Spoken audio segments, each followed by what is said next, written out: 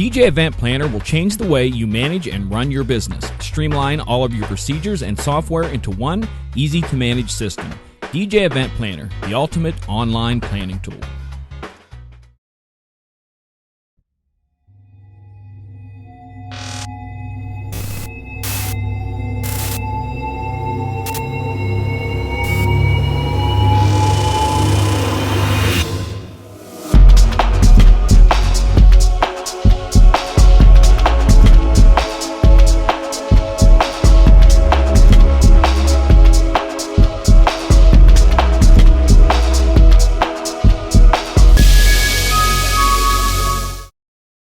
Top Hits USA from RPM. Our name says it all. Get the latest hits while they're the hottest. With Top Hits USA, you'll have the track for sure. Visit tophitsusa.com or call 800-521-2537 and get a free demo.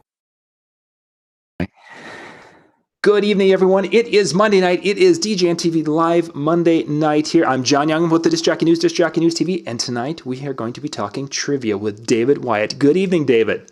Hey, how are you tonight? I am doing well, doing very, very well. We're coming to you from the great northern part of the United States. Is that a good thing we can say? Can we say that? Well, maybe. Maybe. Michigan, Minnesota. Yeah, we're up here in the northern tier, and we were going to talk about snow and snowball making tonight, but neither of us have that, so we're going to have to go to the second best thing and how to make money incorporating trivia into your shows. Now, David, how long have you been using trivia with your shows as you've been doing, and what types of shows do you use it with? Been doing trivia within the business for, well, game shows since 1998, 98.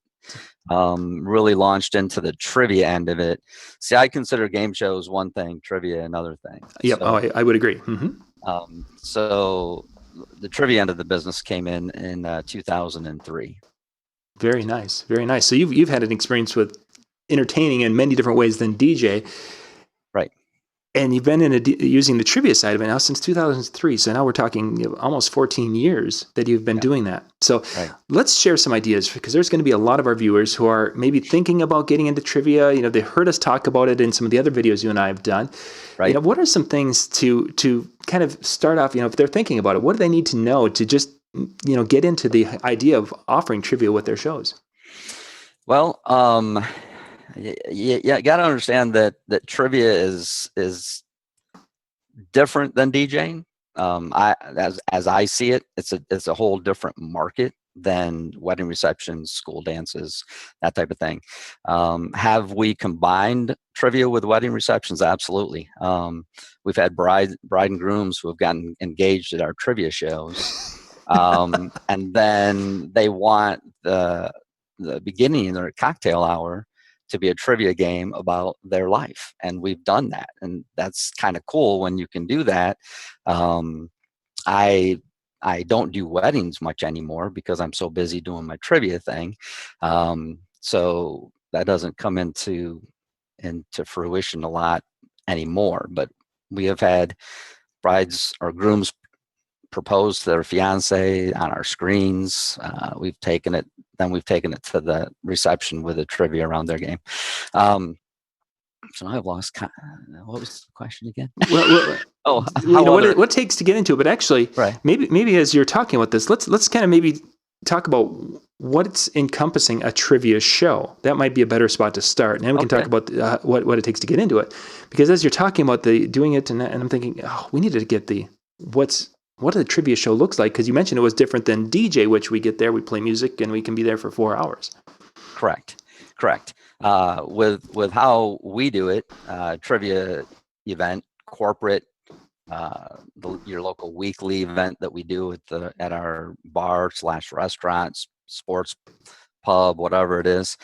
It's about an hour and a half show that we do. We try to keep it right about an hour and a half. And it does involve trivia with music. When I first got involved with Mark many years ago, back in 2003, actually he told me about it in 1998. I told him he was crazy for 4 years, and turns out I was the crazy one. So when I first started, the name DJ Trivia, everybody thought it was about music. So everybody said, "Oh, I don't know much about music."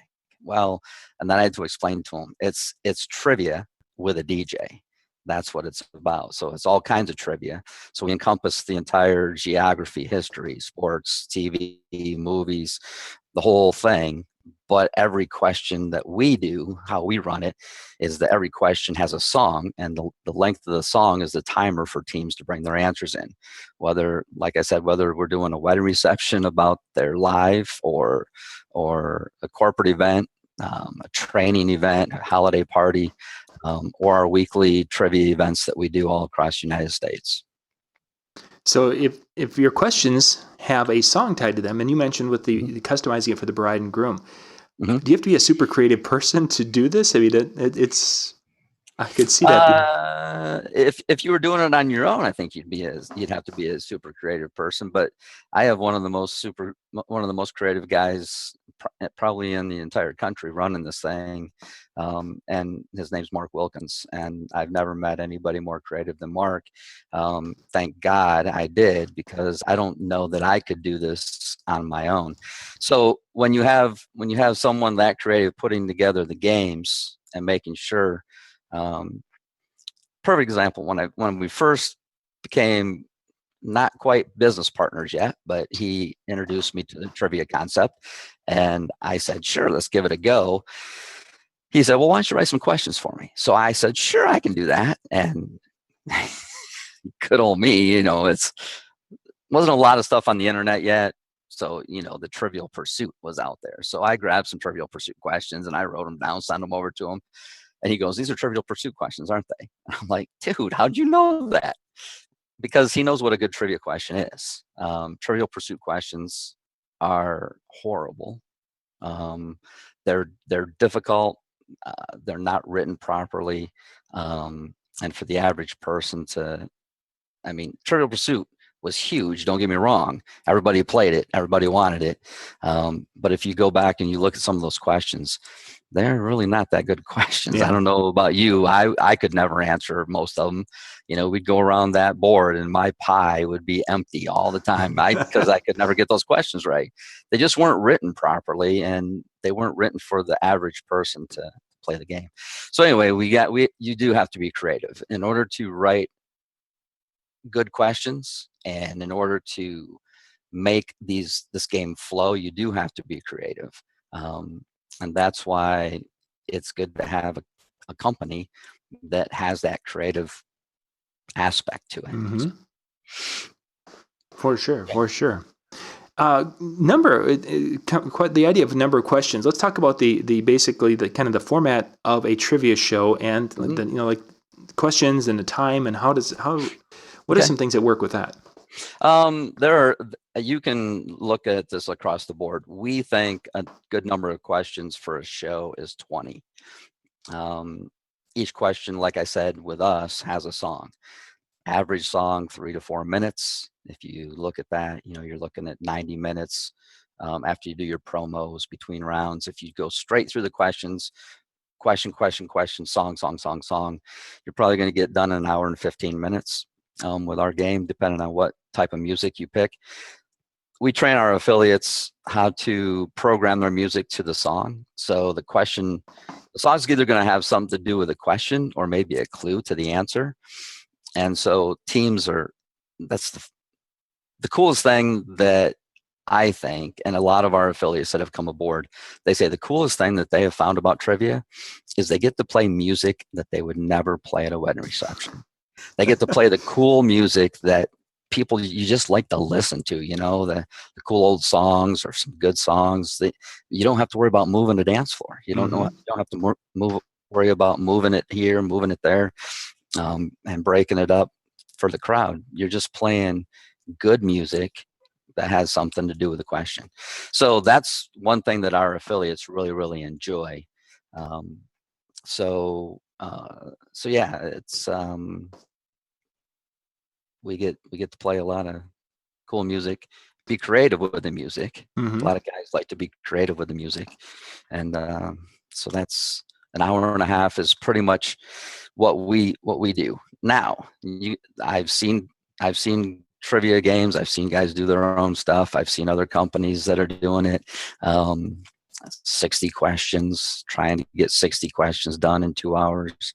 And we've got affiliates that came from other companies that have had that same aspect. They were with the other company that did 60 questions and they wanted it done in 2 hours. And it's fast paced. And I can tell you that in a restaurant setting, in one of our regular locations that we're at week after week after week, we're there to help them sell more food and beverage. And if your client, the people sitting in the seats, are always focused on the questions being rapidly fired at them, they tend to push the wait staff away from the table. For sure. So they're not going to order that extra drink or that extra dessert or whatever it might be. So you're sort of defeating your purpose inside, giving away the insider secrets here. You're sort of defeating your purpose of trying to help sell more food and beverage to that location, if you're doing that many questions. And that's ultimately, if they're not making money off selling drinks and food, they're correct. Not making money to pay our bill. That's right. And if they're not making money, I shouldn't be there. Yeah. So I will be glad to shake their hands and leave as friends. Not every location is a trivia location. I've got a number of corporate events coming up in December that we're just doing, people that play on a regular basis. They work for these companies. They call us, and we've got a number of shows that are booked for holiday parties. And you can charge that corporate client more for a one-off than you can for, I charge them more for just a one night, hour-and-a-half show, and they're happy to pay it, and because they're looking for that entertainment that everybody can participate in. Mm-hmm. So if you're sitting around tables as teams of 8, everybody's participating, instead of maybe a game show up front where you have 3 people, playing a game show or karaoke, may I say.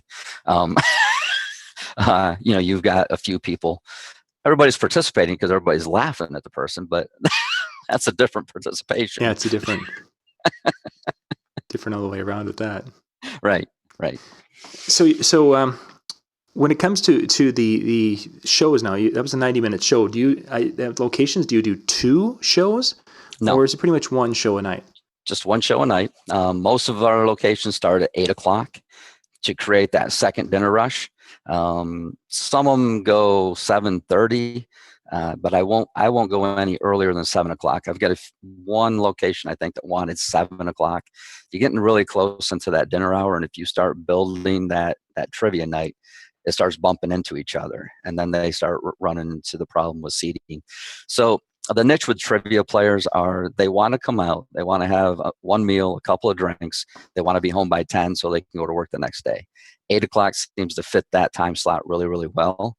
So if you run an hour-and-a-half show, start at 8:00, you're done at 9:30, and 100% of the time, you're going to see that place empty out at 9:30.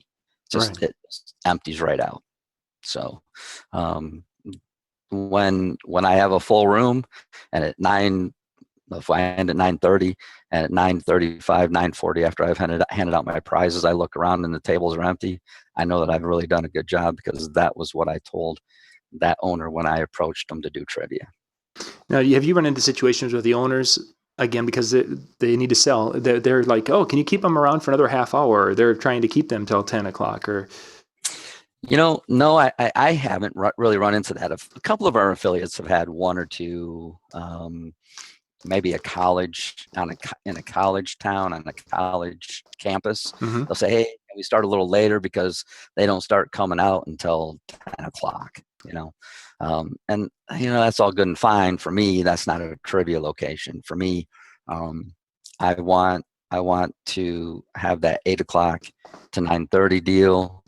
And right now I'm doing 20 shows a week in my market, 20 different locations, trivia nights. Yeah. Monday, Tuesday, Wednesday, and Thursday. Mm-hmm. And they're good with being empty at 9:45. They really want to clean the place up, close down, send their staff home, and If they pull in a $2,000 night between 8 and 9:30, they're happy with it. So it's not that extra beer that they're going to sell at 10 o'clock that's going to make them the money. It was that food and those couple of drinks they sold it between 7:30 and 8:30. Interesting. That made them the money. You wouldn't think they could do that well, but yeah, you think about it. If they can, one meal, 2 drinks, they've done pretty well. Yeah. When you're doing a show, let's go with the times you were mentioning. What's arrival time? What's setup look like for a trivia show? I arrive a half hour before, so I arrive at 7:30. I have my TV screens and sound system. My TV screen's running by 20 to 7:45 at the latest. I'll put on a little bit of background music because if I'm plugged into their sound system, I just take it from their music to my music, so I'm ready to go, and I can announce, every 5 minutes, hey, we're starting trivia at 8 o'clock. If you haven't signed in, come up and see me. Come get signed in, and then at 8 o'clock we're ready to go. I walk in. 90% of my locations we plug into the house sound system, some way, shape, or form, whether they're round ceiling speakers or they've got some Bose on the stage. It doesn't matter to me. It doesn't need to be loud, doesn't need to be wedding reception type sound. They just need to be able to hear me, understand me, hear the music, and understand that song may have something to do with that question. Mm-hmm. It's pretty much background music because they want to talk, and we don't want to interfere with the other dining experience of the other people that are there that aren't playing trivia. So we don't want to be in the face of everybody. It's still it's a laid back, what I call it is, it's a social event with a little bit of background music and some interaction between the teams. So I carry in a backpack, a little 2-channel mixer, USB mixer, with a microphone and a couple cables that plugs into the wall, and I'm up and running. I've already pre-wired the location for the TVs, or I've hooked up our brand new wireless system that our creative mad scientist Mark has created. So a lot of the guys are loving the new wireless thing that he's developed, and it's an Android thing, but that's neither here nor there. Mm-hmm, so. Mm-hmm. So not a ton of gear, and Nope. You're able to come in there and do your thing. What kind of a response are you getting as far as you mentioned some people who aren't playing trivia that are just there to dine for the evening? Is it typical that you have 80% of the room involved, 50% of the room? What is there kind of a rule of thumb with that you've experienced? Yeah, typically at 8 o'clock, I've usually got at least 80% of the room participating, and it's funny because you'll see people that are eating when I arrive, and we start the game, but they never sign up, and they're there at the end of the game. And I was like, they look up at you and they go, we knew a lot of those questions. I said, well, why didn't you play? Well, we didn't think we were going to be here this long, but we just got having fun. So we just stayed, and they actually ordered another drink or a dessert.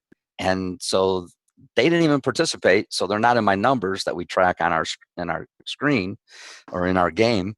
They're not in our numbers, but we actually help sell more food and beverage for to them. Just because, and they always say, we're coming back next week and we're bringing some friends, and they do.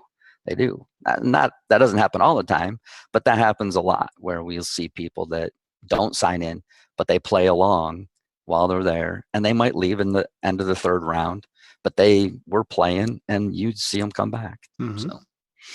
So most of the time we've got at 8 o'clock, we've got most of the room, 80% of the room playing trivia, because that's the clientele that we've built for that location.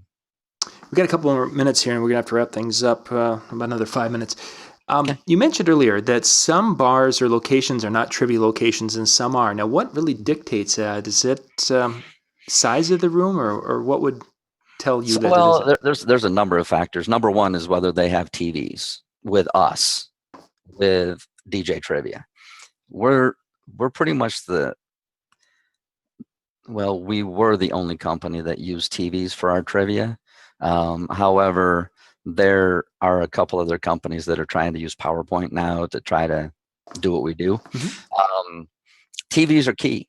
TVs are key. I was mentioning that 60 questions. Can you imagine 60 questions of somebody just reading those questions to you, and you have to remember what it was? And it's like, what did he say? Did he pronounce that word right? If it's up on the TVs and it's up there for 3 minutes and you can read it, it changes the game dramatically. So to answer your question there, TVs are big. TVs are big. That's number one. Service and menu, to me, the menu's got to be middle of the road, sort of. They've got to be able to have pizzas, burgers, salads, steaks. They got to have, the gamut there. It's not just maybe a taco location is really not something, or just pizza. They got to have something that diversify their menu a little bit. And other than that, they just got to be willing to, if they got TVs, a decent menu, and they want to have a weekly crowd of 50, 60, 70, 80 people. And their trivia location, yeah. And that was my next question was what kind of a capacity do you need to have? Is a minimum, 50 people on a night, or can? Well, we signed 2 new locations today. Took my host to the 2 new locations. We're starting one tonight, one tomorrow. One tonight will hold. We actually started there last week with our championship. I had 135 people playing, and that was in their main bar area. And they had another area that can hold another 80 people. And then they have a patio that can hold another 90 people. So that's a big location. At least 40 TVs. That was great. The other location is a little place called the Tin Can. They just sell beer in tin cans. Not a huge menu. We have 2 of these locations already, and they're very successful. This one is on campus at Michigan State University. It may hold 35 people. Wow. Yeah, it may, but they love it. And it's very successful at their 2 other locations. And the owner he digs it. He loves it. And they've got another one in Grand Rapids. So we have 4 of the 5 locations that they have, we're in 4 of them. So very cool. Yeah. If a person wants to get into trivia, how long is it from the time someone's like, they call you up and say, David, I want to get into it, till the time where they can be out there making money? Well, some of the guys think that it's like buying a pair of speakers, we're going to ship them to you in 2 days and you can start using them. It's really not that. We have to do a market analysis. It's going to take, we got to bring you in to train you for a couple days. It's going to take, I would say, give it a month to get out there. We encourage you to go sign locations right away. Go market it. But we got paperwork. We've got to do market analysis. We've got to get you in to get trained. We've done it in less than 2 weeks, but that's really pushing it. So it's not a quick process. And I know a lot of guys out there that might be watching you. They might have called me the last couple of weeks after they saw another one of your things, and it came in from one of your shows that you were doing trivia. And I was in Hawaii visiting one of our affiliates, David Lewis, over in Hawaii. And I missed a few calls, and I've tried to get back with everybody. So I apologize if you're watching me right now. If you have not heard from me, send me another email, because I tried to contact everybody that I could. So just about another minute left, David. If people are wanting to do this at a good time of the year, and if they get in now, they'd be ready to go for January, February, March. Is that a good time to absolutely introduce trivia? Yes. Anytime during the year is a great time to introduce trivia. I've introduced it January. I've introduced it in June. I've introduced it in December. I've like 2 new locations started this week. So there's really not a bad time to start. Very good. We have 2 leagues a year. You can jump in on the leagues anytime and introduce a new location. So if people want to get a hold of you, what's the best way to get in touch? DJtrivia.com. Just like that. Just like that. DJtrivia.com. Go up to the top, click on for DJs or for business. Click on that link.